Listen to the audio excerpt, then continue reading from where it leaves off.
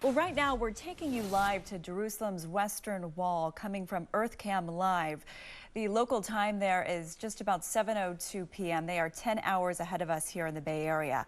On the ground, Israel's military is gearing up for its next stages in the war against Hamas. That includes widespread strikes and, quote, significant ground operations. Now, fears for civilians are growing as time runs out for them to get out of Gaza safely. U.S. Embassy officials in Jerusalem have urged U.S. citizens trapped in the Gaza Strip to move to southern Gaza along the main highway. The U.S. government says it will evacuate U.S. citizens from Israel to Cyprus by sea. Only U.S. nationals and their immediate family members will be eligible for passage. Hospitals in Gaza are expected to run out of fuel for emergency generators within 48 hours. Now, the number of dead on both sides is now at more than 3,700 people. At least 29 Americans have died since the violence erupted 1 week ago. ABC News reporter Allison Cossack tells us more about the messages from Israel Defense Forces.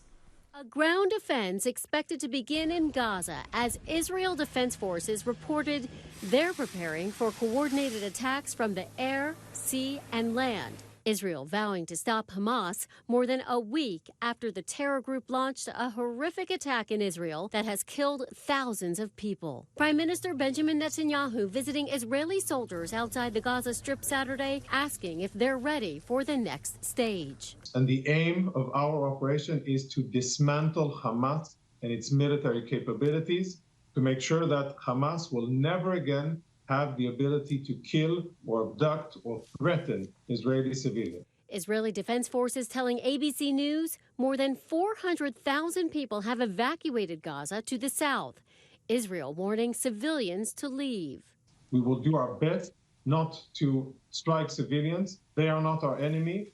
President Biden spoke again Saturday with Prime Minister Netanyahu, reaffirming U.S. support of Israel. And for the first time since the Hamas terror attack, Biden also spoke on Saturday with Palestinian Authority President Mahmoud Abbas. The White House saying the two discussed efforts to bring humanitarian assistance to Palestinians, particularly those in Gaza. The humanitarian crisis in Gaza, innocent Palestinian families, and the vast majority have nothing to do with Hamas.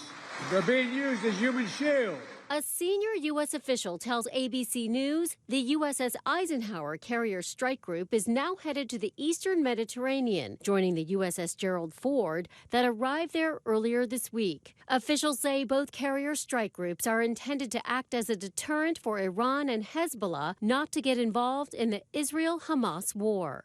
Allison Cossack, ABC News, New York. In Gaza, 2.3 million people do not have access to clean running water this morning. Israel cut off water and electricity as it pounds the area with airstrikes. Residents say the water they do have is so contaminated with sewage and seawater they can't even drink it.